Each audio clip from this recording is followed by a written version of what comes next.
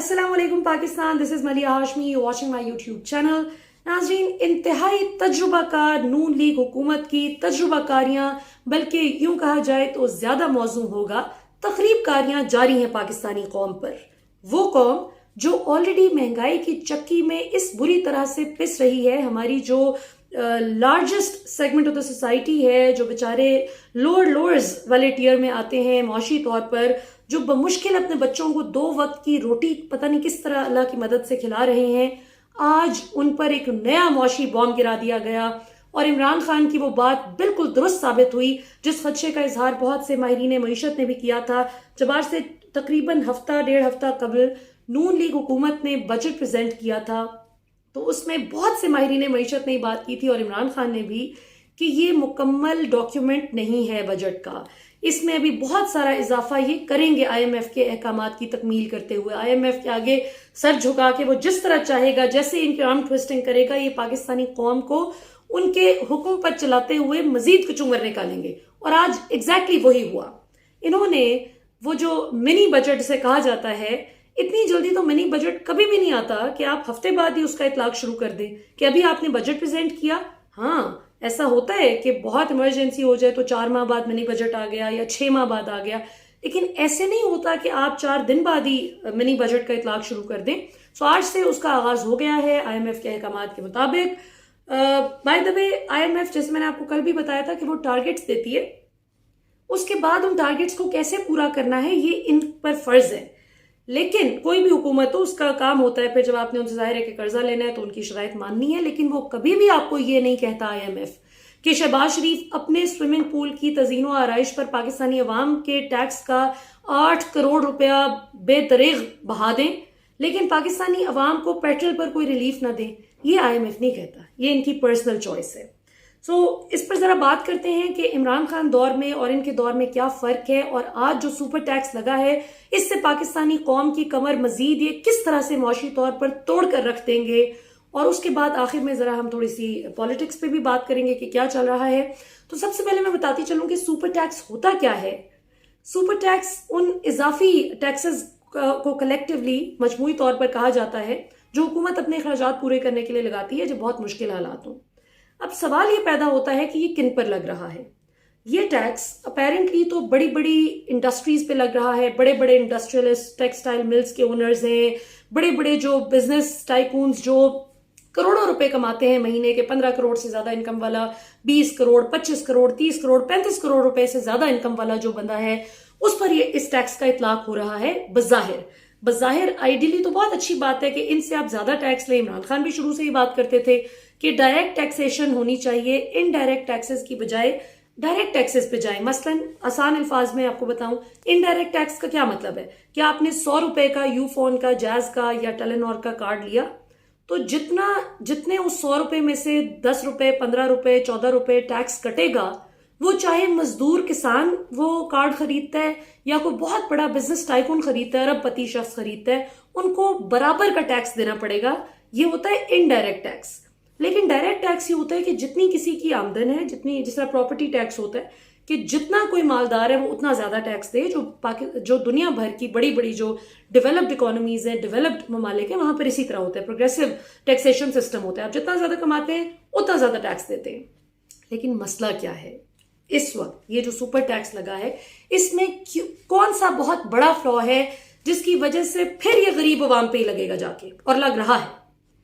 होगा क्या और होना शुरू क्या हो चुका है आज से ही, कि जैसे ही अव्वल शहबाज शरीफ ने, ये इनकी हुकूमत ने आज इसको अनाउंस किया, साथ ही हमने देखा कि स्टॉक मार्केट क्रैश कर गई, 2000 पॉइंट्स नीचे गिर गई। और फिर बहुत सी जो टेक्सटाइल इंडस्ट्री के वो लालची लोग, जो इमरान खान दौर में भी मैं ये बात करती थी कि वो इतना खूब सारा मुनाफा कमाते हैं माशाल्लाह, लेकिन उनका इतने छोटे दिल हैं कि वो अपने स्टाफ की सैलरी बढ़ाने की बजाय फिर कम किए गए। हालांकि उनको तो बढ़ाना चाहिए था कि हमारा मुनाफा ज्यादा हो रहा है तो इनको बोनस दे दे, लेकिन नहीं, लोगों का अपने स्टाफ की तनख्वाहें काटी गई, कम की गई। ये ओवरऑल हमारा एक मौशरती रुझान है, एक सोसाइटल एटीट्यूड है। हमारा बहैसियत सोसाइटी, बहैसियत मुआशरा बड़ा एक अजीब सा ये रवैया है जो किसी की भी हुकूमत आ जाए, ये हर इंसान को खुद को बदलना है। ये इमरान खान, नवाज शरीफ, जरदारी से इसका फर्क नहीं पड़ता। ये हर शख्स ने खुद को बदलना है। अपने अंदर का नवाज शरीफ, जरदारी, अल्ताफ हुसैन मारेंगे तो फिर आपके मुल्क में बहुत सारे इमरान खान पैदा होंगे। इमरान खान दौर में भी बहुत मुश्किल था जी कि इन लोगों से प्रॉफिट जो है वो डिस्ट्रीब्यूट कराया जा सके इनके स्टाफ में। लालच से खुद ही सारा वो पैसा रख लेते थे। लेकिन अब क्या होगा कि वही सारे लालची लोग, जबकि अब हुकूमत भी ऐसे लालची इंसान की आ चुकी है, इंसानों से भरी हुई लालची इंसानों का जो टोला आ गया अब सर पे मुसल्लत हो गया इस मुल्क के, उसकी वजह से what's going to happen is and what's exactly happening right now is कि बहुत से मुलाजमीन को ले ऑफ करना शुरू कर दिया गया, उनको नौकरियों से निकालना शुरू कर दिया गया है कि जी हमारे पास तो अब टैक्स बहुत ज्यादा लग रहे हैं, हमारे पास इतनी गुंजाइश ही नहीं है कि हम इतनी तनख्वाहें दे सकें। बहुत सारे लोगों की अभी से फैसलाबाद टेक्सटाइल इंडस्ट्री से खबरें आ रही हैं कि बहुत सारे लोगों की नौकरियां जाना शुरू हो गई हैं अभी से। दूसरी इंपॉर्टेंट बात, टीवी पे आके, टीवी प्रोग्राम्स पे आके वो खुल के एतराफ कर रहे हैं सनतकार कि हमने ये टैक्स नहीं देना, ये बड़ी ज्यादती हमारे साथ हुई है और ये सारिफीन पर ही हम ट्रांसफर करेंगे, पास ऑन करेंगे। जब शहबाज शरीफ की हुकूमत ने ये सोचा कि हम इन पे डायरेक्ट टैक्स ये वाला लगाएं, तो उनको कोई अक्लमंदी से इसके प्रोज एंड कॉन्स सोचने चाहिए थे। मसलन तनकीद करना बहुत आसान होता है, उसका एक बेहतर ऑल्टरनेट सोल्यूशन देना मुश्किल होता है। तो मैं अपनी बिसात में, चूंकि मैंने भी थोड़ी बहुत मईशत पढ़ी भी और पढ़ाई भी है, तो मैं इस पे मेरा मशवरा ये होता, अगर ये पाकिस्तानी अवाम से ही पूछ लेते को पोल करवा के, कि आप इनको कोई अहदाफ देते, आप इनको एम्प्लॉयमेंट के अहदाफ देते कि जी आपने इतने लोगों को रोजगार मुहैया करना है, अगर आप इतने लोगों को रोजगार मुहैया करेंगे तो आपको इतनी टैक्स रिबेट मिल जाएगी, फिर आपको ज्यादा टैक्स नहीं अदा करना पड़ेगा। होता क्या कि ये लोग ज्यादा से ज्यादा लोगों को रोजगार देते, पाकिस्तान में बेरोजगारी का खात्मा होता, ज्यादा से ज्यादा लोग नौकरियों पे लगते। और इसी तरह की मजीद आप इंसेंटिव्स दे सकते हैं कि जिससे जो ऑलरेडी लोग अपना टैक्स अदा कर रहे हैं वो इनकरेज्ड फील करते हैं कि देखो भाई वेरी गुड, हमें टैक्स रिबेट भी मिल रही है, हम ऑलरेडी टैक्स देते हैं तो हमें फायदा हो रहा है इसका। अभी क्या होगा, शहबाज शरीफ के आज के इस इनकी हुकूमत का जो मिस एडवेंचर है, मैं तो इसे कहूंगी, इससे क्या होगा कि जो लोग ऑलरेडी टैक्स देते ही नहीं है, जो हमारी 70% अनडॉक्यूमेंटेड जो मईशत का हिस्सा है, जो अनडॉक्यूमेंटेड बिजनेसेस हैं, जो ना तो टैक्स देते हैं, जो ना तो अपने आप को रजिस्टर करवाना पसंद करते हैं, जो बैंकिंग ट्रांजैक्शंस, आपने बैंकिंग सेक्टर पे भी 10% टैक्स का इजाफा कर दिया। अब होगा क्या कि बैंकिंग ट्रांजैक्शंस पे बैंक्स भी पास ऑन कर देंगे। अब जो मैं आप बैंक से जो ट्रांजैक्शंस करेंगे, जो ऑनलाइन ट्रांजैक्शंस हम करेंगे या एटीएम हम यूज करते हैं, कुछ भी, उस सारी चीज पे वो टैक्स तो हमारे ही खाते पड़ गया फिर से। और फिर ये कि जो गरीब बंदा है उसकी तो नौकरी जाएगी, क्योंकि पहले जो काम ये फर्ज किया कोई टेक्सटाइल मिल 400 लोगों से करवा रही थी, अब वो टैक्स के पैसे पूरे करने के लिए तनख्वाहों के पैसे काटेंगे, तनख्वाहें भी कम करेंगे और अब वो 300 लोगों से वही काम करवाएंगे। इसके बाद एक बात की गई, बहुत से जो इनके प्रो पीएमएलएन एनालिस्ट हैं उनका कहना है कि जी ये तो जो ऑलरेडी इनकी इनकम हो चुकी है 2021 से 22 उस पे लग रहा है, अगले साल की इनकम पे नहीं लगा रहे, पिछली पे लगा रहे हैं। तो भाई उन्होंने अदा तो करना है ना वो टैक्स, तो वो मौजूदा अपनी वर्कफोर्स में से बहुत से लोगों को फायर कर देंगे, जो कि उन्होंने करना शुरू कर दिया है। वो अपनी कीमतें अभी से, अपनी जो भी कमोडिटी वो बेचते हैं उसकी कीमत में बहुत सारा इजाफा कर देंगे। उससे होगा क्या, एंड यूजर पे करेगा ना, एंड यूजर ही वो टैक्स अदा करेगा। ये थोड़ा सा ड्राई मौजू है, थोड़ा खुश्क मौजू है, लेकिन ये समझना बहुत जरूरी है। और फिर बेशर्मी की इंतहा देखें कि 3,000 से 10,000 रुपए तक का जो टैक्स है वो बेचारे गरीब जो परचून फरोश है, बेचारा छोटी दुकान वाला, उस पर लगा दिए। अब मुझे आप बताएं कि जो छोटा परचून फरोश, छोटी दुकान वाला, जो छोटे छोटे मोहल्लों में, गली मोहल्लों में दुकानें होती हैं, उनका सारिफ कौन है, उनका यूजर कौन है उनकी प्रोडक्ट्स का? बेचारी गरीब अवाम जो गलियों मोहल्लों में ऐसे तंग तंग जगहों पे जो रहते हैं। तो आप मुझे बताएं कि जब 10 रुपए की चीज उस गरीब को 30 रुपए की लेनी पड़ेगी तो किसके आपने खाते में टैक्स डाला? वो छोटे परचून फरोश को तो छोड़ दें, अपने क्यों नहीं आप ये एवन फील्ड अपार्टमेंट्स और अपना ये जो मेफेयर और अल्लाह जाने क्या क्या, ये जो सरे महल किस्म की जो चीजें आप लोग बनाते हैं, अपनी क्यों नहीं आप ये बेचते? सेल ऑफ करें ना। शहबाज शरीफ 8 करोड़ रुपए ना लगाएं पाकिस्तानी अवाम का के टैक्स का पैसा अपने स्विमिंग पूल की तजीनो आराइश पे। चवन लोगों को ना लेके जाएं आप, टर्की ना लेके जाएं, कतर ना लेके जाएं, यूएई ना लेके जाएं, सऊदीया ना आप दौरे कराएं। कोई खुदा का खौफ करे ना, अपने अपने खर्चे कम करें। सो अभी होगा क्या कि जो लोग ऑलरेडी टैक्स पे कर रहे हैं, आज की शहबाज शरीफ हुकूमत का ये जो मिस एडवेंचर है, इसकी वजह से सुपर टैक्स जो है, इससे न सिर्फ ये कि टेक्सटाइल इंडस्ट्री हो या जिस जिस इंडस्ट्री पर भी ये लागू हो रहा है, वो अपने एम्प्लॉयज़ ले ऑफ करना शुरू हो चुके हैं। वो अपने एम्प्लॉयज़ की जो मौजूदा एम्प्लॉयज़ जो बच जाएंगे उनकी तनख्वाहें काटेंगे, उनकी पे कट्स लगेंगी, सैलरी कट्स लगेंगी।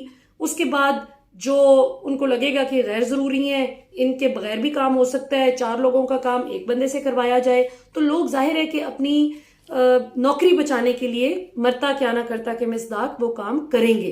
तो इससे ना सिर्फ अनएम्प्लॉयमेंट बढ़ेगी बल्कि लोगों की तनख्वाहें भी कम होंगी। ऑलरेडी महंगाई इतनी ज़्यादा बढ़ रही है, वो किस तरह से अपने खर्चे पूरे करेंगे? और इससे ज़ाहिर चोरी चकारी में फिर इजाफा होगा, जो जुराइम है उनमें इजाफा होगा। जब लोग हलाल तरीके से नहीं कर सकेंगे तो कितने लोग हैं जो अपने ईमान पे कायम रहेंगे और ठीक तरीके से जिंदगी गुजारेंगे? फिर नौजवान नस्ल जो है, जब उसको कुछ नहीं और रास्ता नजर आएगा तो या वो खुदकुशियां करेगी या वो जुराइम की तरफ बढ़ेगी। और फिर बेशर्मी का आलम यह कि 3,000 से 10,000 रुपए तक का परचून फरोश बेचारा, जिसके सारे खरीदार गरीब लोग हैं, जो गली मोहल्लों में रहने वाली जो हमारी ऐसी कम्युनिटी जो बड़ी मुश्किल से 2 वक्त की रोटी पूरी करती है, उन पे भी आपने अजाब डाल दिया। जाहिर है जब वो अपनी दुकान का किराया भरेगा या अपनी उसकी दुकान, अगर फर्ज किया वो कोई ओन करता है, दुकान ओनर है उसका, तो बिल्स तो उसके भी हैं। उसके बाद वो अपना सारा प्रेशर जो है वो पास ऑन कर देगा इस टैक्स का।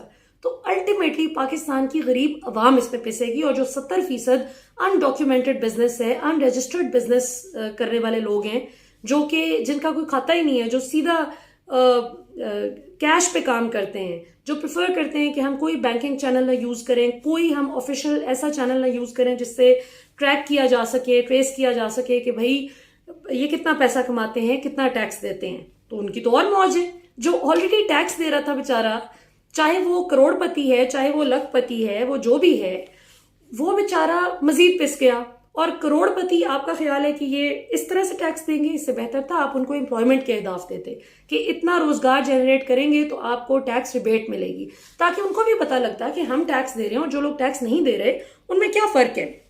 उसके बाद मुश्किल फैसलों का जो है वो सिलसिला जारी है। इमरान खान जिस वक्त 12,000 रुपए की इमदाद करते थे गरीब खानदानों की, तो कहा करते थे कि ये तो पॉलिटिकल स्टंट है। यही नजम सेठी जो अब कहते हैं कि क्या हर्ज है अगर अमेरिका को फौजी अड्डे दे दिए जाए पाकिस्तान की जानिब से, तो क्या हर्ज है। यही लोग जो आज 2,000 रुपए को बड़ा बढ़ा चढ़ा के बता रहे हैं, यही नजम सेठी साहब इन कंपनी जो कहते हैं जी बड़ी बात है, क्या बात है, 2,000 रुपए। जो मरियम औरंगजेब ने बताया था कि पूरे 2,000 रुपए दिए जा रहे हैं। और वो तो जाहिर है मुझे खुद नहीं समझ आ रही कि वो किस तरह से हम लोग खर्च करेंगे। मतलब टर्की का विजिट करें, फिर पेरिस जाएं, फिर कोई घूम फिर के, जाहिर है इतने पैसे मुश्किल से ही खत्म होंगे 2-4 महीनों में भी जाके। तो शॉपिंग करें, फिर क्या कमेटी डाल लें कोई 2-3 करोड़ की, क्या करें कि ये 2,000 रुपए बड़े बाबरकत हैं। उसके बाद जी आखिर में ये जो मौजूदा इकोनॉमिक इंडिकेटर्स हैं पाकिस्तान की सियासत से बालातर होके, ये इतनी परेशान कुन सूरत हाल है कि इस वक्त पाकिस्तान के जो स्टेट बैंक रिजर्व्स आज सुबह की जो रिपोर्ट के मुताबिक आधे रह गए। यानी 16 अरब डॉलर्स तक थे जो इमरान खान हुकूमत जब ये टॉपल की गई साजिश करके और मुदाखलत करके और बेहयाई के साथ, अब ये तकरीबन 8 अरब डॉलर्स तक रह गए हैं। आज चाइना ने 2 अरब 30 करोड़ डॉलर्स जो है, चाइना के साथ वो बात फाइनल हो गई है और उन्होंने पाकिस्तान को 2 अरब 30 करोड़ डॉलर्स जो हैं वो दिए हैं। जाहिर है इससे हमारे रिजर्व्स तो बढ़े, लेकिन किन शराइत पर दिए गए हैं ये सोचना, इसको पूछना, हुकूमत का बताना पाकिस्तानी अवाम को बहुत ज़रूरी है, ताकि हमें पता हो कि शरह सूद को इतनी ज़्यादा ही ना हो कि पाकिस्तान जो है वो मरने वाला हो जाए, अल्लाह माफ़ करे। ज़ाहिर है मरने वाली हालत हो गई अवाम की। और आखिर में कभी शराब पे टैक्स नहीं लगाते, कभी किसी ऐसी कमोडिटी पे इतना ज़्यादा टैक्स नहीं लगाते कि जिससे इनकी अपनी अयाशियों में कोई खलल आ सके। कभी भी अपनी अयाशियाँ कम करने की तरफ नहीं सोचते, हमेशा गरीब आवाम का ही जो है वो कीमा करने का इन्होंने सोचा होता है।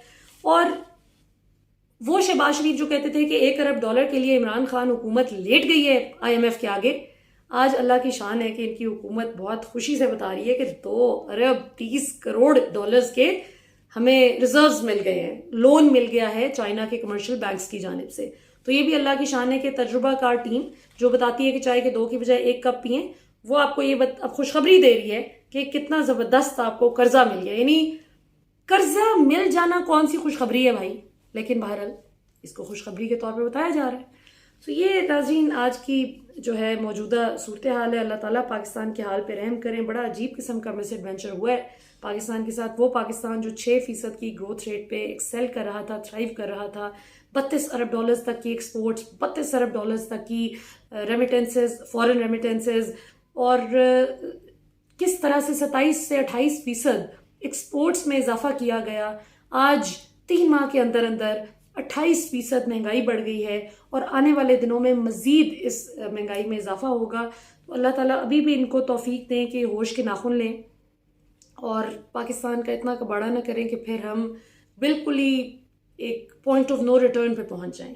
अल्लाह ताला पाकिस्तान को दिवालिया होने से भी बचाएं और पाकिस्तान के लिए बेहतरीन करें। और जल्द अज जल्द इलेक्शंस, मेरा ख्याल है कि मौजूदा जो केओस है इसका वाहिद हल है। जितनी जल्दी इलेक्शंस होंगे इंशाल्लाह उतनी ही जल्दी पाकिस्तानी अवाम को भी एक सुकून होगा कि एक लेजिटिमेट गवर्नमेंट आई है जो हमारे वोट की ताकत से आई है। इस हुकूमत का मसला ये कि ना इनकी कोई लेजिटिमेसी है, ना ही इनकी कोई क्रेडिबिलिटी है, और पूरी दुनिया में पाकिस्तान की जग हसाई हो रही है इस वक्त कि देखें जी, कहते हैं बेगर्स आर नॉट चूजर्स, खुद ही अपनी तजलील कर रहे हैं।